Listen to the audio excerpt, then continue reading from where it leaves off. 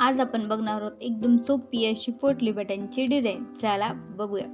तर त्यासाठी अगोदर काय करायचं, पंचकोनी गळा रेडी करून घ्यायचा. पंचकोनी गळा तुम्हाला तयार करायला येत नसेल तर त्याचा व्हिडिओ देखील डिस्क्रिप्शनमध्ये मी त्याची लिंक देते, तुम्ही तिथे जाऊन तो व्हिडिओ देखील बघू शकता. चला, पंचकोनी गळा घेतल्यानंतर काय करायचं, आपल्याला जिथं जिथं पोटली बटन बसवायचे आहेत तिथं 1-1 इंचावर टिक मार्क करायचे. आता मी 1-1 इंचावर बसवणार आहे. तुमच्याकडे जर कपडा कमी असेल तर तुम्ही काय करायचं, 1.5 किंवा 1.25 इंचावर देखील बसवलं तर चालतं. पण काय करायचं, सगळ्यांचं माप जे आहे ना, आपण टिक करणार आहोत ना, ते सारखं माप ठेवायचं. त्याच्यामुळं ब्लाऊजला पोटली बटन बसवल्यावर फिनिशिंग बी छान दिसते आणि ती सगळे एकाच बरोबर दिसते. तर आता बघा, माझे सगळं टिक मार्क करून झालेलं आहे. आता काय करायचं, आपण पोटली बटन तयार करायचे. त्याच्यासाठी मी काय करते, थर्माकोलचा वापर करते.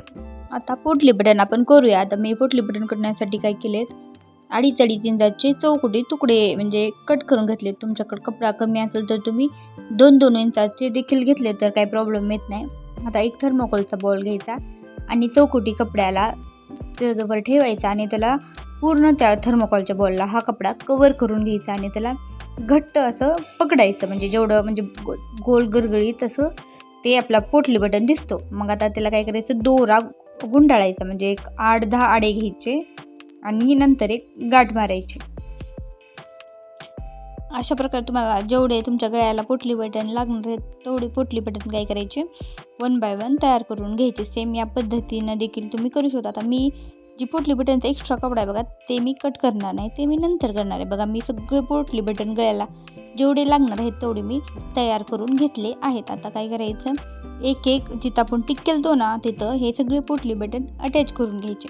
अटॅच करताना एवढी काळजी घ्यायची की पोटली बटन पुढे सरकू नये आणि जे आपण दोरा गुंडाळलं होतं बघा ते दिसू नये. एवढी काळजी घेतली ना काही प्रॉब्लेम येत नाही. एकदम परफेक्ट असे पोटली बटन बसतात. जर तुम्हाला माझे व्हिडिओ आवडत असतील तर प्लीज लाईक करत चला, शेअर करा आणि सबस्क्राईब देखील करत चला. म्हणजे अजून नवीन व्हिडिओ मी करण्यासाठी मला मोटिवेशन भेटत जाईल.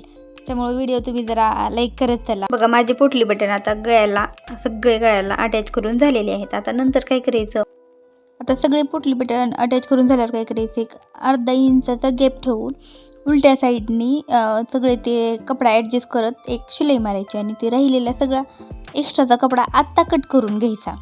म्हणजे 1/2 इंचाचा राहतो आणि सगळं जातो. म्हणजे पाठीमागून देखील फिनिशिंग छान वाटते. आता तुम्ही बिना लेसचा देखील गळा असाच राहू देऊ शकता तुम्हाला जर आवडत असेल तर. परंतु कस्टमरची या डिमांड होती की त्यांना लेस पण पाहिजे होती.